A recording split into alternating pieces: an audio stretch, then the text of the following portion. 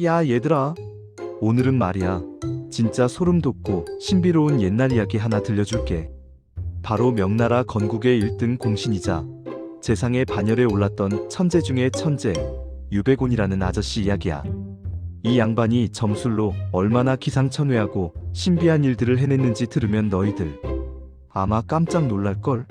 마치 시간 여행을 다녀온 사람처럼 미래를 꿰뚫어 본 그의 이야기는 수백 년이 지난 지금도 많은 사람의 입에 오르내리고 있지. 옛날, 그러니까 중국 명나라 시절에 유배곤이라는 걸출한 인물이 살았어. 이 아저씨, 그냥 똑똑한 정도가 아니었어. 학문적인 깊이는 물론 병법은 기본이고 천문학부터 시작해서 지리, 역학, 점술까지 아주 그냥 모르는 게 없는 만능 제주꾼이었지. 특히 점술 실력은 정말 신비롭고 경이로울 정도였다고 해. 적천수라는 유명한 명리학 책도 이 아저씨가 썼다는 소문이 파다할 정도니까 말 다 했지. 그의 예지력은 단순한 우연이나 추측의 수준을 넘어섰고 거의 신의 경지에 이른 것으로 평가받았어. 당시 사람들은 그를 작은 제갈량이라고 부르며 존경과 경외심을 표했지. 자, 그럼 유배곤 아저씨의 신비로운 점술 실력을 제대로 보여주는 이야기들을 한번 들어볼까? 첫 번째 이야기는 바로 주원장 황제 즉위 예언이야. 이때만 해도 원나라가 막 힘을 잃어가던 혼란스러운 시기였어. 나라는 부패하고 백성들의 삶은 피폐해져서 여기저기서 반란이 들불처럼 터지던 때였지. 수많은 영웅호걸들이 각자의 세력을 규합하며 천하를 호령하려던 격동의 시기였어. 그런데 유배곤 아저씨는 딱 세상을 보더니 저기 주원장이라는 사람이 나타나서 이 혼란스러운 세상을 정리하고 새로운 명나라를 세울 것이다 라고 딱 예언을 하는 거야. 이 말을 들은 주변 사람들은 내게 그 주원장이 누군데? 아직 변변찮은 세력도 없는데? 하며 믿지 않았을 거야. 하지만 유배곤은 흔들림 없이 자신의 예언을 확신했지. 그리고 시간이 지나봐. 정말 촌뜨기 출신이었던 주원장이 파죽지세로 세력을 키워 원나라를 무너뜨리고 마침내 황제의 자리에 올라 명나라를 건국해버렸네.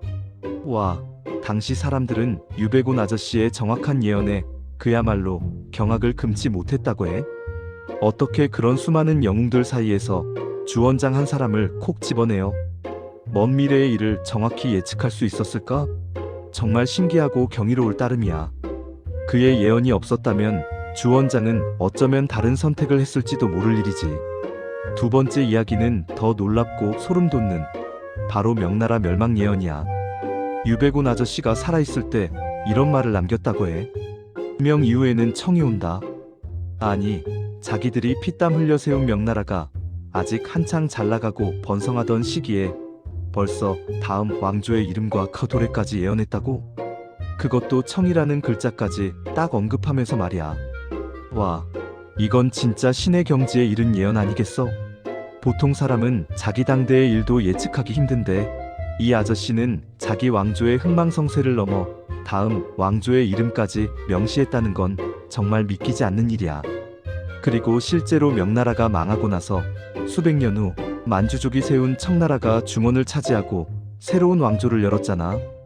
유배곤 아저씨가 죽은 지 몇백 년 후에 일어날 일인데도 이걸 미리 알았다는 게 진짜 놀라울 뿐이야. 후대 사람들은 이 예언을 보면서 유배곤 아저씨의 지혜와 통찰력에 그저 감탄할 수밖에 없었을 거야. 어떻게 역사의 큰 흐름을 그렇게 꿰뚫어 볼 수 있었을까? 정말이지. 그의 예언은 단순한 점수를 넘어 역사의 필연적인 흐름을 읽어내는 경지에 도달했던 것 같아. 세 번째 이야기는 금능탑 비문이야. 이게 또 압권이지. 난징, 그러니까 옛 이름으로 금능이라는 곳에 있는 탑에 유배곤 아저씨가 비밀스러운 비문을 남겼다고 해. 이 비문에는 앞으로 벌어질 중국 역사 속에 굵직굵직한 사건들이 예언되어 있었다는 거야. 단순한 소문으로만 전해지던 이 이야기는 1918년에 실제로 난징의 한 탑에서 이 비문이 발견되면서 세상에 엄청난 충격을 안겨줬어. 발견 당시 비문에는 앞으로 다가올 전쟁, 왕조의 교체, 사회적 혼란, 심지어는 근대사의 중요한 전환점들까지 암호처럼 기록되어 있었다고 해. 실제로 비문의 내용이 현실과 소름 돋을 정도로 맞아떨어지는 부분이 많아서 엄청난 화제가 됐지. 유배곤 아저씨는 도대체 어떤 방법으로 그런 엄청난 비밀을 후대에 남길 수 있었을까? 어쩌면 그는 단순히 미래를 본 것이 아니라 역사의 수레바퀴가 굴러가는 원리를 완벽하게 이해하고 있었던 건지도 몰라. 이 비문 하나만으로도 유배곤 아저씨의 신비로운 점술 능력을 충분히 짐작할 수 있지. 그의 예지력은 단순히 개인의 기흉화복을 점치는 수준을 넘어 국가와 민족의 운명을 예언하는 경지에 있었다고 할 수 있어. 네 번째는 남경의 재앙 예언이야. 유배곤 아저씨는 또 이런 예언도 남겼대. 남경, 즉 금능에서 큰 재앙이 발생할 거라고. 그런데 실제로 남경은 중국 역사에서 여러 차례 큰 비극과 재앙을 겪은 도시잖아. 왜 하필 남경을 콕 집어서 예언했을까? 유배곤 아저씨의 예언은 단순히 추측이나 막연한 불안감이 아니라 마치 미래의 역사를 직접 눈으로 보고 온 사람처럼 디테일하고 정확했다는 점이 정말 신비로운 거야. 그의 예언은 마치 이미 정해진 운명을 미리 알려주는 듯 했지.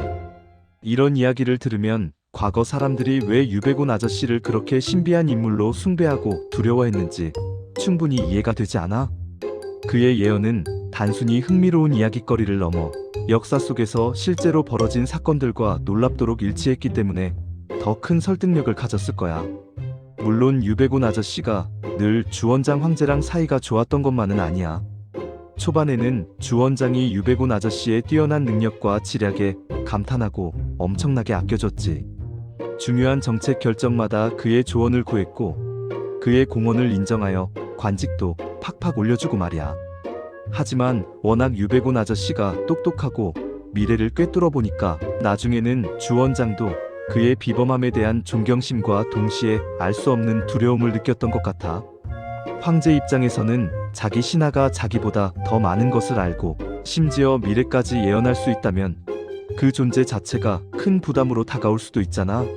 그래서 두 사람의 관계는 미묘하게 변화하기 시작했고, 그래도 유배곤 아저씨의 뛰어난 지략과 신비로운 점술 능력 덕분에 명나라가 건국되고 안정될 수 있었다는 사실은 그 누구도 부인할 수 없는 역사적 진실이야. 어때? 유배곤 아저씨의 점술 이야기들 정말 신비롭고 놀랍지 않아? 과거에도 이렇게 미래를 꿰뚫어 본 사람들이 있었다니 정말 대단하다는 생각밖에 안 드네.